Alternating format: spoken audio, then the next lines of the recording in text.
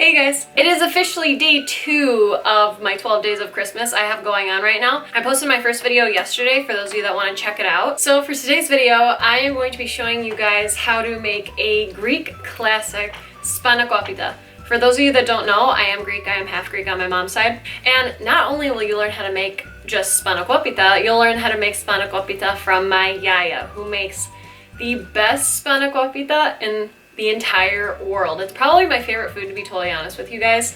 Every time she makes it, I know it's gonna be a good day when Yiayia is making Spanakopita. That's when I know it's gonna be a good day. So yeah, in this video, you're gonna be seeing my Yiayia making it. I wound up doing a voiceover on it only because we were filming it during a family party and there was a lot of yelling going on in the background. However, if you guys do wanna hear some of my Yiayya's commentary or how she measures everything, just stay tuned after for bloopers towards the end. That's another reason why I did a voiceover. She doesn't exactly use exact measurements. She just kind of eyeballs it. That's how she cooks everything. I wanted you guys to be able to understand how to make it. But yeah, if you guys want to see how to make Spanakopita, then just keep on watching. Hey you guys, so yeah, there's my Yiayia. Isn't she cute? So she's just going to start by putting in some extra virgin olive oil in this big pan here. And I say put in enough olive oil to where it covers the entire bottom of the pan. Then here she's just cutting up a whole onion and she's just going to chop that up and then put it in the pan with the olive oil. And then just as a side note, you're going to want your stove to be on high heat. Now we're just going to go ahead and stir the onions in with the olive oil and we're just going to let that sit and let them turn a nice gold color.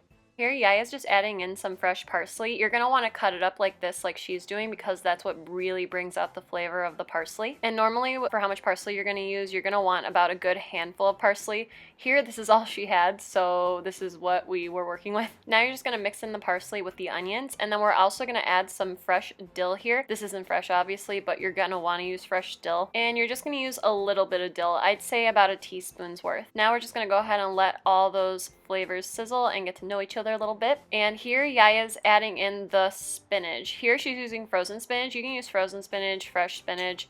I think frozen is probably the easiest to use, but that's your guys' call. And you're going to want to use a lot of spinach here. You're going to need a whole bag. And then Yiayia just went ahead and added in some black pepper as well, just like a dash of it. And then she's also going to use just a little bit of salt. You're not going to use too much salt though, because once she adds the feta in, that's already going to make it pretty salty. And here your stove is still going to be on high heat. Right here she's just mixing in all those flavors, letting them get to know each other a little bit. Now here she went ahead and turned off the stove and she's just pretty much going to let that sit now and cool off. Once the spinach is fully cooled off, you're just going to start cutting up some feta now. Yiayya's using some fresh feta. Oh, hi Nuna. And she's going to go ahead and crumple it up into little pieces. And you're just going to add all that feta there into the mixture, like a good loaf of feta. Feta's cheese, by the way, just so you guys know, it's feta cheese. Now, Yiayya's using a whole loaf here, but you can obviously do this to your preference. However much cheese you want, go ahead and add that to the mixture. Now, since this is a pretty good amount of spinach, she's going to start cracking 5 eggs. She's going to go ahead and mix them up really good, and she's going to add that to the mixture, and then she's going to mix it all together. You're going to want a big cake pan for this part. She's going to go ahead and take some extra virgin olive oil, the same one she's been using, and she's just going to go ahead and take this brush and grease up that whole pan with the olive oil. Now we're going to start taking out the phyllo dough. You can go ahead and get this at any grocery store pretty much. She's going to start layering the phyllo dough. It comes in little sheets like it's showing here, and she's just going to go ahead and start pulling apart those little sheets and getting them as thin and still together as she possibly can without them breaking apart. Then she's going to go ahead and add that to the pan. She's really going to tuck this into the pan as it's showing here. Not really sure how to describe it, but see what it looks like. That's basically what you're going to want to do. And then you're going to go ahead and add in more olive oil. Using that same brush, you're going to brush the entire layer of phyllo dough with that olive oil. And then you're just going to keep repeating this process. I'd say about 5 layers of phyllo dough for the bottom portion of Spanakopita. Geez, I never realized how much olive oil is used in this recipe. Yeah, we're Greek, so we use it on pretty much everything. Makes sense. Once you're done putting about 5 layers of phyllo dough, you're going to go ahead and add in that spinach mixture, and it should be nice and cool now. Then you're going to go ahead and smooth it out and basically just make it fit all over the pan.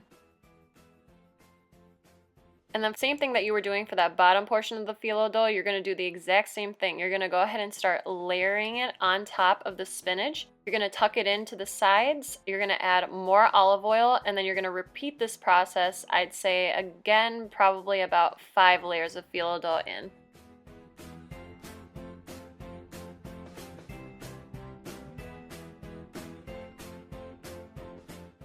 Then once you're done layering the top of your spanakopita, you're gonna go ahead and start cutting it. I'd say cut it into like pieces, like serving pieces. This is just gonna make it so it's easier to cut later without completely breaking the layers of phyllo dough. And that's also gonna help the spinach mixture inside cook better. Then Yiayia just went ahead and cracked 1 whole egg. She's gonna go ahead and mix it up really good and then add it on top of the spanakopita. This is really what's gonna help make the phyllo dough rise. I mean, your spanakopita should look something like this now with all the egg on top of it. Then we're just gonna go ahead and add it into this oven. We went ahead and preheated it to about 400 degrees. And you're gonna wanna go ahead and let this cook for about maybe a half hour. And you're gonna wanna make sure it has a nice golden brown crust at the top. That's how you're gonna know that it's ready. And then Yiayia likes to go ahead and cut it up into squares and serve it just like that. And that's it, you guys. I hope you guys enjoyed this video here. This was a lot of fun to make. I love making this video with my Yiayia, and I really hope you guys enjoyed it too. Please like and subscribe if you guys haven't already, and I'll see you guys in my next video. And remember, stay weird, my friends. Bye, you guys. And how are you cutting up the onion, Yiayia? This is the old-fashioned way. There's some tomates. It's parsley. That's all she gave me. And then there's some parsley from the garden that my mother gave Yiayia. We need more, but Mommy brought me just cloves. That's all we got. A whole bunch. But it's okay. Yiayia, I like so put fresh dill. how much did you put, Yiayia? Just a little bit.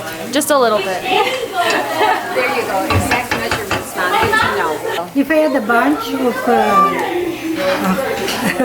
dill, I was going to put the whole thing. Like a pinch of pepper? Yeah. A little bit. As much as you want. Yiayia, say that one more time. What? That you like to brown it.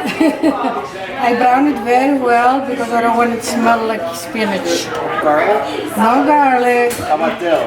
Dill, yes. You can put dill, you can put parsley, you can put all of them together. Fresh onions, no garlic. Nothing spicy. Σπανάκι είναι, πίτα φτιάχνει.